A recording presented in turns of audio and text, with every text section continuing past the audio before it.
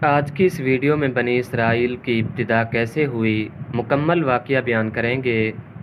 یہ بہت پرانے زمانے کی بات ہے جب اللہ کے نبی حضرت اسحاق علیہ السلام کے بیٹے حضرت یعقوب علیہ السلام دنیا میں تشریف لائے۔ حضرت یعقوب علیہ السلام نہایت ہی نیک پرہیزگار اللہ کے خاص بندے تھے۔ آپ کو اللہ نے 12 بیٹے عطا فرمائے۔ انہی بیٹوں کی نسل آگے چل کر بنی اسرائیل کہلائی۔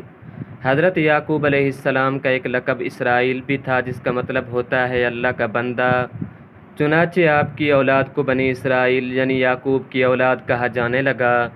آپ کے بیٹوں میں سب سے زیادہ مشہور بیٹا حضرت یوسف علیہ السلام تھے جن کا واقعہ قرآن مجید میں ایک مکمل سورہ یوسف میں بڑی تفصیل سے بیان کیا گیا ہے۔ حضرت یوسف علیہ السلام کی زندگی میں بڑے نشیب و فراز آئے۔ انہیں ان کے حسد کرنے والے بھائیوں نے کنویں میں پھینک دیا، پھر ایک قافلے نے انہیں نکالا، مصر لے گئے اور غلام بنا کر بیچ دیا۔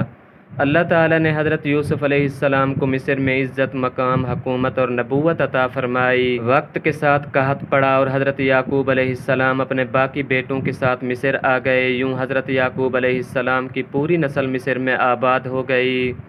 یہی نسل صدیوں بعد اتنی بڑی قوم بن گئی، ان کی گنتی ہزاروں میں جا پہنچی۔ وقت گزرنے کے ساتھ فرعون مصر ان پر ظلم کرنے لگا اور انہیں غلام بنا لیا۔ وہی قوم جو نبیوں کی اولاد تھی وہ مصیبتوں میں گرفتار ہو گئی۔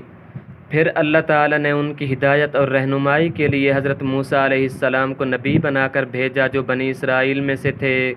حضرت موسیٰ علیہ السلام نے فرعون سے بنی اسرائیل کی رہائی کی کوشش کی اور اللہ کے حکم سے آخرکار فرعون کا لشکر دریائے نیل میں غرق ہو گیا اور بنی اسرائیل کو نجات ملی۔ یہی بنی اسرائیل وہی قوم ہے جس نے کئی انبیاء کو دیکھا، ان پر کتابیں نازل ہوئی، مگر بعد میں انہوں نے انبیاء کی نافرمانی کی اور اللہ کی طرف سے کئی آزمائشوں میں مبتلا ہوئے۔ ہمیں اس واقعے سے یہ سبق ملتا ہے کہ ہم اللہ تبارک و تعالیٰ کی نافرمانی سے بچیں اور اللہ تبارک و تعالیٰ کی فرمانبرداری کریں اور حضور پاک صلی اللہ علیہ وسلم کی سنت اور اتباع کریں۔ اگر کوئی قوم نیک ہو تو اللہ اسے عزت دیتا ہے اور اگر وہ گناہوں میں مبتلا ہو جائے تو اسے ذلت نصیب ہوتی ہے۔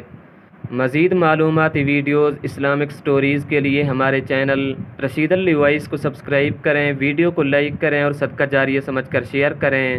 شکریہ۔